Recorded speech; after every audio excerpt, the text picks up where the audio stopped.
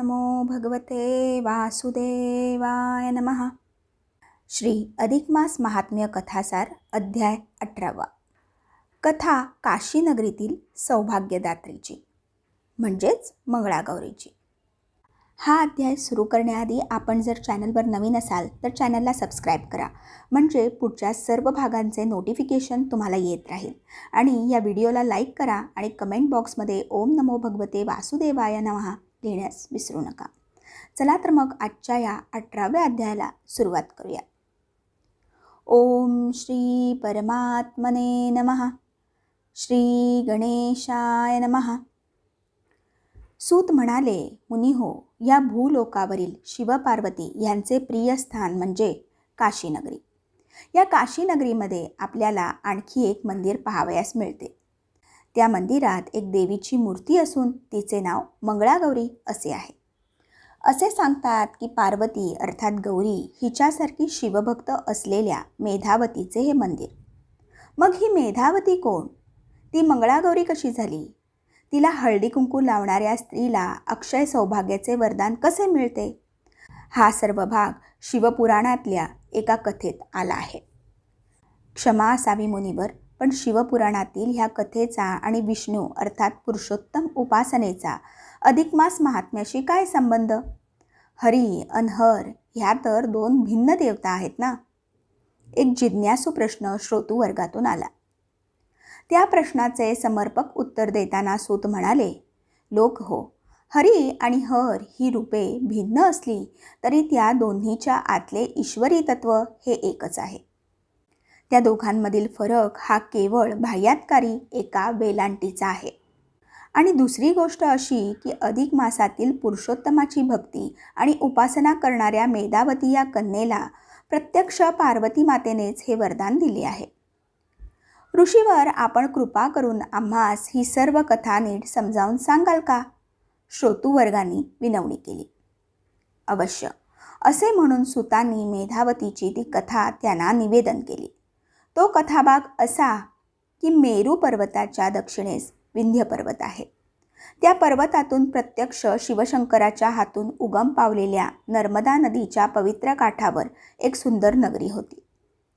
त्या नगरीचे नाव होते भृगुनगरी. त्या नगरीमध्ये कुलशर्मा नावाचा एक विद्वान ब्राह्मण राहत होता. त्याच्या पत्नीचे नाव होते कुशावती. या सत्वशील, धार्मिक, आचारनिष्ठ आणि ईश्वरनिष्ठ विप्रदंपतीला एक सुंदर, रूपवान, सुशील आणि सद्गुणी अशी कन्या होती. तिचे नाव होते मेधावती. मेधावती ही लहानाची मोठी झाली. ती उपवर झाली आणि या कन्येचा विवाह एक पद्मनाभ नावाच्या विद्वान ब्राह्मण पुत्राबरोबर करून दिला. सारा लग्न समारंभ मोठ्या आनंदाने पार पडला. मेधावती आणि पद्मनाभ हे दोघे मोठ्या आनंदाने आपला नवा संसार करू लागले. मात्र एक दिवस काय झाले, नदीवर स्नानाला गेलेला पद्मनाभ हा घरी परतलाच नाही. तर घरी अशी वार्ता येऊन धडकली की स्नानाला नदीत गेलेल्या पद्मनाभाला एका मगरीने पाण्यात ओढून नेले आणि पद्मनाभ बुडाला, मेला. या वार्तेने बिचाऱ्या मेधावतीवर वैधव्याची कुऱ्हाड कोसळली. सर्वत्र एकच हाहाकार झाला. मेधावतीच्या दुःखाला सीमाच राहिली नाही. कुलशर्मा आणि कुशावती या दोघांनाही जावयाच्या या अकालीच निघून जाण्याने अतीव दुःख झाले. पती निधनाच्या दुर्दैवी आघातातून बिचाऱ्या मेधावतीला सावरायला काही वेळ लागला. हळूहळू ती आपले मन ईश्वराचे भजन, पूजन, नामस्मरण आणि पोथी पुराणांचे श्रवण यात रमवू लागली. अशाच एका पुराण श्रवणाच्या निमित्ताने मेधावतीला अधिक महिन्यातील नारायण पूजा, पवित्र स्नान, दान धर्म, ब्राह्मण भोजन आणि हरिचिंतन या गोष्टींचे अपूर्व महत्त्व समजले. पुढे काही दिवसातच अधिक महिना आला.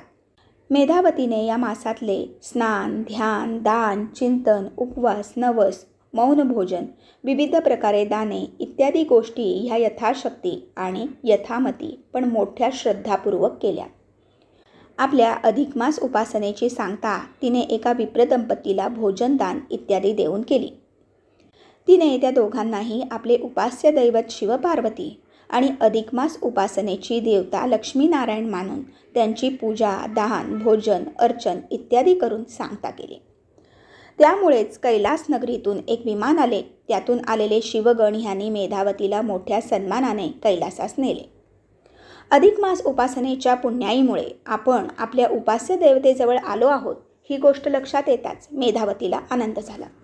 तिने पुढे होऊन भगवान शंकर आणि माता पार्वती यांना विनम्र वंदन केले.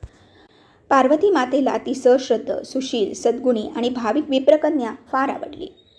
पार्वती मातेने जेव्हा तिला निरखून पाहिले तर तिच्या असे लक्षात आले की या कन्येच्या भालावर कुंकू नाही, ती विधवा होती.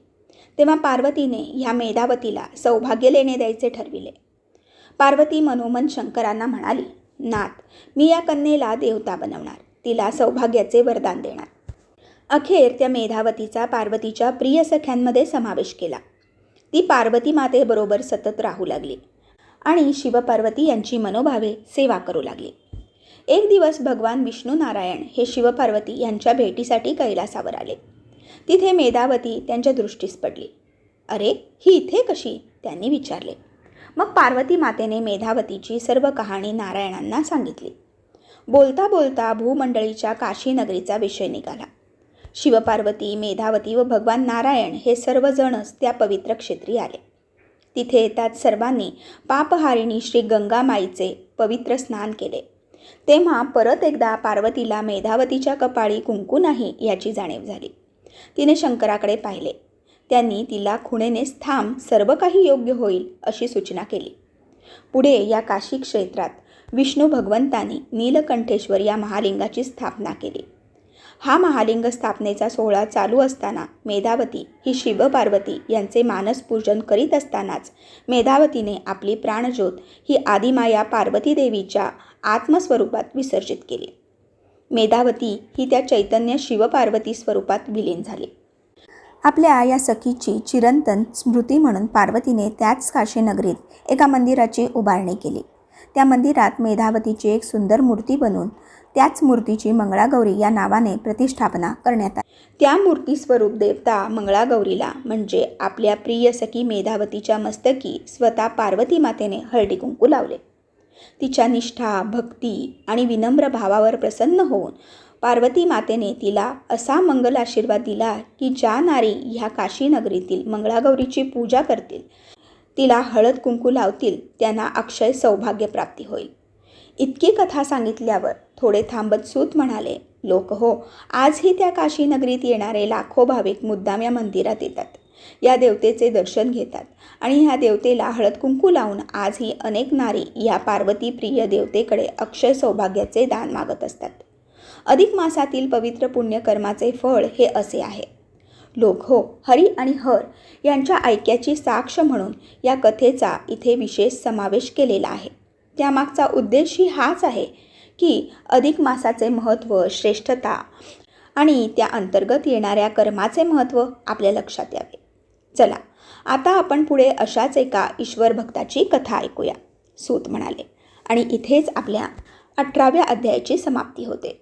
पुढील सर्व अध्याय पाहण्यासाठी आपल्या या लिसन विथ पूनम या चॅनलला सबस्क्राईब करून ठेवा, म्हणजे पुढील सर्व अध्यायाचे नोटिफिकेशन तुम्हाला येत राहील आणि तुम्ही कोणताही अध्याय मिस करणार नाही. धन्यवाद. ओम नमो भगवते वासुदेवाय नमः.